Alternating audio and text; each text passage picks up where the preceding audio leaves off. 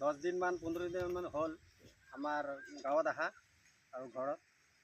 গতিকে মোৰ ঘৰত আপোনালোকে চাওক, এইবিলাক মোৰ ঘৰৰ খেতি হয়। মই বাহিৰত কাম কৰিলে কিয় আপোনালোকে জানে মই কি কাম কৰোঁ, মই গেৰেণ্ডাৰ এজন, কিন্তু মোৰ ঘৰত এনেকুৱা খেতি হয়। আপোনালোকে চাওক আজি কিমান ধুনীয়া মোৰ ঘৰত গমৰ খেতি হৈছে।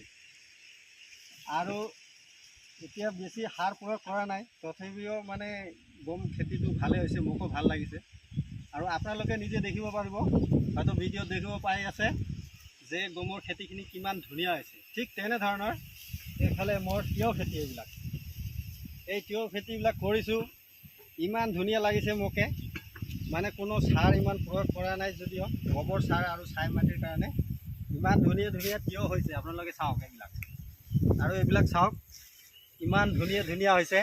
আৰু বহুত আছে, তলতো আছে আৰু হ'ব। গতিকে বহি নাথাকি বন্ধুসকল অকল কামৰ কাৰণে হেৰি কৰিলে নহ'ব যে মই মেকানিকেল কাম কৰোঁ, মই গ্ৰেণ্ডিং কাম কৰোঁ, এইবিলাক নহয়।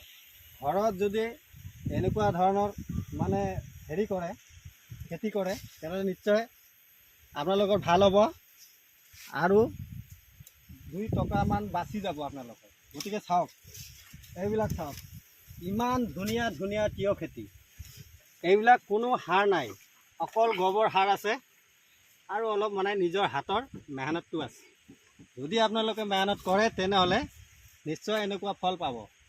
আৰু আমি ইমান বিক্ৰী চিক্ৰী নকৰোঁ, আমাৰ ঘৰত যিখিনি মানুহ আছে গোটেই মানুহখিনিয়ে খায় আৰু কাৰোবাক কাৰোবাক দিওঁ। আমাক খেতি কৰি ভাল লাগে। চাওক ইমান ধুনীয়া একদম মানে ফুলি আছে। গতিকে ভাল লাগি আছে বাৰু। যদি আপোনালোকক ভাল লাগে তেনেহ'লে শ্বেয়াৰ কৰিব, কমেণ্ট কৰিব আৰু মানে মোৰ কথাখিনি চবকে জনাই দিব। নমস্কাৰ।